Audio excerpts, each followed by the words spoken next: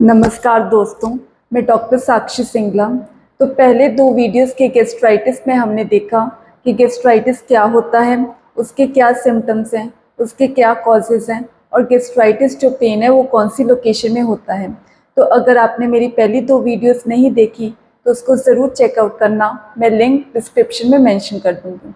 तो अब बात करते हैं गैस्ट्राइटिस पार्ट 3 की कि इसका मैनेजमेंट क्या होता है। अब आपको इसकी वजह का पता तो चल गया कि किस वजह से आपको गैस्ट्राइटिस होता है, बट आप इसको कैसे मैनेज कर सकते हैं, इसको कैसे ठीक कर सकते हैं घर रहकर, मैं वो बताऊंगी। तो इस वीडियो में मैं बताने वाली हूँ कि आप कैसे गैस्ट्राइटिस को ठीक कर सकते हैं through yoga, meditation, naturopathy treatment के ज़रिए आप कैसे इसको ठीक कर सकते हैं घर रहकर ही। तो पहले बात करते हैं डाइट। हमारे नेचुरोपैथी में ऐसा माना गया है कि डाइट ही एक मेडिसिन है। हम कोई मेडिसिन यूज़ नहीं करते, हम डाइट को ही एक मेडिसिन मानते हैं।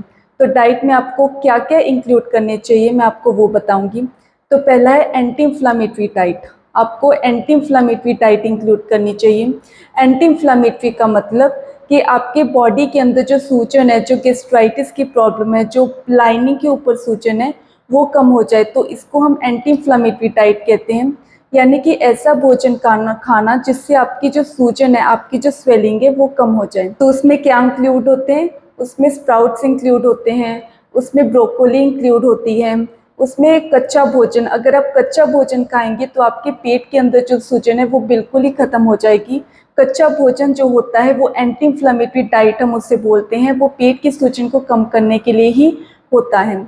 तो स्प्राउट्स में आप स्प्राउटेड सैलेड भी खा सकते हैं। स्प्राउटेड सैलेड जो अंकुरित मूंग का सैलेड होता है, जो 3 दिन में बनते हैं अंकुरित मूंग, उसके अंदर खीरा टमाटर डाल के आप वो भी खा सकते हैं, उससे भी आपकी जो सूजन है वो कम होगी।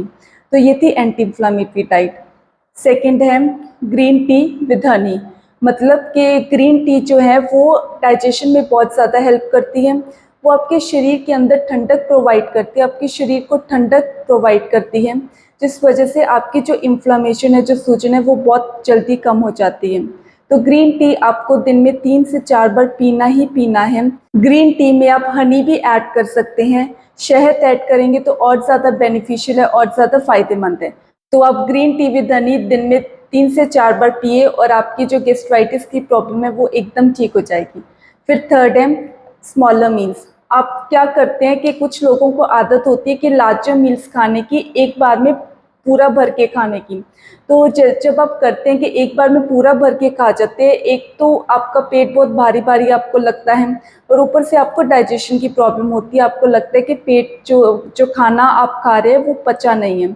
तो इससे अच्छा आप छोटे छोटे मील्स खाएं, चाहे दिन में आप 10 बार खा लें, कोई दिक्कत नहीं है, बट तो छोटे छोटे मील्स खाएं और हर 2 घंटे बाद आप कुछ ना कुछ खाते रहें।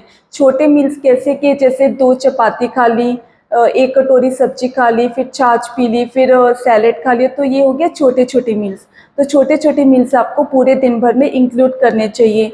जैसे सुबह नाश्ते के टाइम आपने नट्स खा लिए, बादाम, अंजीर, मुनक्का, ये सब खा लिया, साथ में पोहा, उपमा, इडली खा लिया। फिर 11:30-12 बजे आपने फ्रूट खा लिया या फिर जूस पी लिया। फिर 1:30-2 बजे आपने लंच कर लिया। तो ऐसे क्या है, छोटे छोटे मील्स खाते रहेंगे तो ऐसे आपका पेट भी ठीक रहेगा, आपकी डाइजेशन भी ठीक रहेगी, आपका जो खाना है वो इजीली पचेगा भी। तो आपको छोटे छोटे मील्स ही खाने चाहिए। फिर लास्ट है लाइफस्टाइल चेंजेस। आपको अपने लाइफस्टाइल में बहुत सारे चेंजेस करने की आवश्यकता है। वो कैसे? किसी किसी को अल्कोहल पीने की आदत होती है या फिर स्मोकिंग करने की आदत होती है। तो इससे क्या है, आपके शरीर के अंदर गैस की मात्रा बहुत ज़्यादा बढ़ जाती है, क्योंकि इन दोनों चीज़ों में गैस की मात्रा बहुत ज़्यादा होती है, जिस वजह से आपके शरीर में वो बढ़ जाती है, जिस वजह से आपको गैस्ट्राइटिस की प्रॉब्लम होती है, आपको गैस फील होता है। तो आपको ये बिल्कुल ही छोड़ना पड़ेगा। मैं मानती हूँ कि आप बिल्कुल एकदम से नहीं छोड़ सकते, बट धीरे धीरे करके उसको कम करते रहिए, क्योंकि ये आपकी हेल्थ के लिए बिल्कुल भी अच्छा नहीं है, आपके लाइफस्टाइल के लिए बिल्कुल भी अच्छा नहीं है। तो आपको हमेशा हेल्दी डाइट ही खानी चाहिए। अपने लाइफस्टाइल में फ्रूट इंक्लूड करें, जूसेस इंक्लूड करें, बाहर का ऑयली तला हुआ स्पाइसी फूड आपको नहीं खाना चाहिए। तो ये थी डाइट। तो अब मैं बात करूंगी कि आप ऐसा क्या योगा पोसेस करने चाहिए, आपको कौन कौन से आसन करने चाहिए योगा में जो आपकी गैस्ट्राइटिस में हेल्प करे, जो आपके गैस में हेल्प करें। तो पहला है वज्रासन। सबको पता होगा कि वज्रासन क्या होता है, अगर नहीं पता तो मैं यहाँ पे फोटो मेंशन कर दूंगी तो आप देख सकते हैं। तो ये जो सिर्फ यही एक ऐसा आसन है जो आप खाने के तुरंत बाद कर सकते हैं। ये आसन किस लिए करते हैं? ये आसन आपके खाने को पचाने के लिए करते हैं ताकि खाना आपका अच्छे से पच जाए। तो आपको वज्रासन करना चाहिए, आपको पश्चिमोत्तानासन करना चाहिए। पश्चिमोत्तानासन भी बहुत अच्छा होता है डाइजेशन के लिए। आपको पादहस्तासन करना चाहिए और आपको बलासन करना चाहिए। तो ये जो 4 आसन है ये आपकी गैस के लिए काफ़ी अच्छा साबित होगा, आपकी गैस्ट्राइटिस के लिए काफ़ी अच्छा साबित होगा। अगर आपको बहुत ज़्यादा गैस फील हो रही है, बहुत ज़्यादा अंदर आपको लग रहा है कि बहुत ज़्यादा गैस है, तो आप सौंफ और जीरे का पानी भी पी सकते हैं। ये बहुत ही इफेक्टिव माना गया है सौंफ और जीरे का पानी। आप जब सुबह उठते हैं तो सुबह उठते टाइम आप सौंफ और जीरे का पानी पी सकते हैं। इससे भी आपकी जो गैस है वो कम होगी और आपकी जो अंदर की जो गर्मी है उसको ठंडक प्रोवाइड होगी। तो आप सौंफ और जीरे का पानी भी पी सकते हैं। अब बात करते हैं नेचुरोपैथी ट्रीटमेंट की कि क्या प्राकृतिक उपचार, क्या नेचुरोपैथी ट्रीटमेंट आपको घर पे करना चाहिए जिससे आपकी जो गैस की प्रॉब्लम है वो कम हो जाए। हम नेचुरोपैथी में इसे बोलते हैं hot cold compress to abdomen, मतलब कि गर्म ठंडा टॉवल पेट पर रखना। आपको क्या करना है, एक सॉफ्ट टॉवल लेना है और उसको गर्म पानी में भिगो के फिर उसको निचोड़ के फिर अपने पेट पर रखना है 5 मिनट के लिए। फिर उसके बाद सेम प्रोसीजर आपको ठंडे टॉवल से करना है और सेम फिर गर्म से, गर्म ठंडा गर्म। अगर आप स्टार्ट गर्म से करें तो आप ख़त्म भी गर्म से ही करेंगे 15 मिनट के लिए। तो जब आप सुबह उठते हैं तो सुबह ये ट्रीटमेंट करेंगे तो आपके लिए ज़्यादा फ़ायदेमंद होगा। आपकी गैस की प्रॉब्लम जो है वो बहुत जल्दी ख़त्म हो जाएगी। ये ट्रीटमेंट से क्या होता है कि जो अंदर की मसल्स होती हैं, अंदर के ऑर्गन्स होते हैं, जो पेट के ऑर्गन्स होते हैं उसको एक्टिवेट करते हैं, उसको स्टिमुलेट करते हैं। जब पेट के ऑर्गन स्टिमुलेट होते हैं तो पेट में जो गैस जमा होती है, जो गैस घूम रही होती है पेट में, तो उसको वो कूल डाउन करने में हेल्प करते हैं।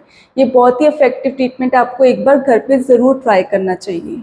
क्योंकि जो गैस्ट्राइटिस का पेन होता है, जो गैस होती है, गैस्ट्राइटिस होती है, वो सभी लोगों को पता होता है कि हमें किस वजह से हो रही है गैस का जो पेन है या गैस्ट्राइटिस है, क्योंकि उनको वो पर्टिकुलर चीज़ खाने से ही होता है। चाहे वो बाहर का खाएं, बाहर का खाने के बाद उनको हो जाता है, या फिर कुछ घर पे ही कुछ पर्टिकुलर चीज़ खाएं, उस खाने के बाद भी हो सकता है।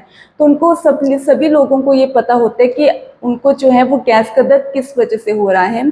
तो आप इस ट्रीटमेंट को ट्राई कर सकते हैं, आप इस मैनेजमेंट को ट्राई कर सकते हैं और आपको जो रिजल्ट है वो 100% मिलेगा।